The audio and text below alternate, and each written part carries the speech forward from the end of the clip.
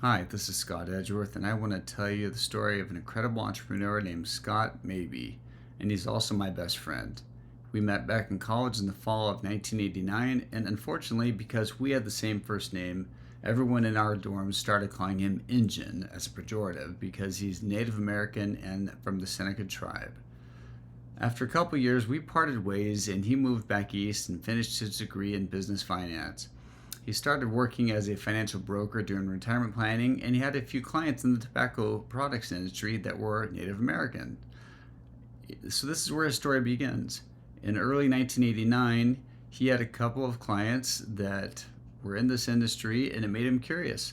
They were selling tobacco products from smoke shops and from other stores on the reservation, and he started wondering why they weren't going bigger.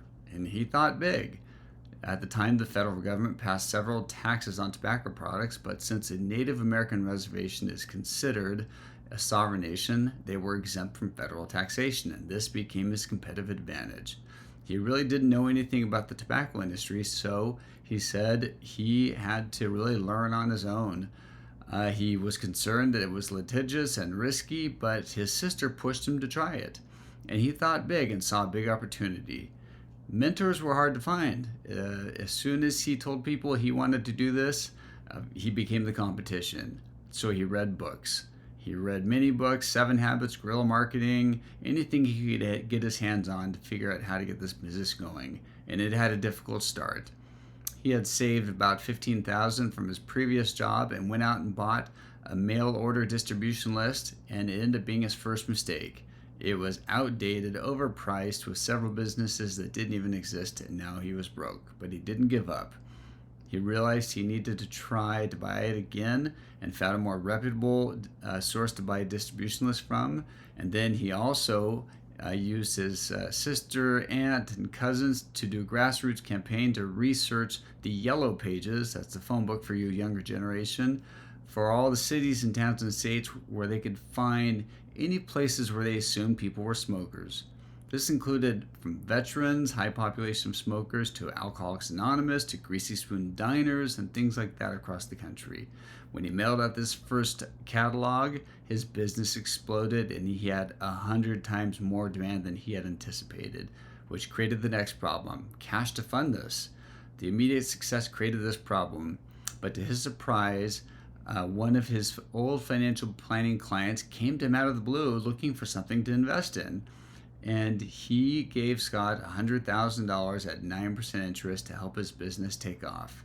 And at this point, Scott formed Engine Inc., which I am so proud of him because he took what was a pejorative originally and made it a business. And part of that is because when we were younger, he lived with me and my family for a while as his family was going through some troubles. And my family called him Engine as a term of endearment and from out of the respect we had for his native history. And from that, he started his business. His keys to success were basically, the fact that he came from nothing, he faced racism, he stereotypes, he was judged by banks and others because of the color of his skin, and they assumed he was just another drunk, lazy Indian, which could be no further from the truth.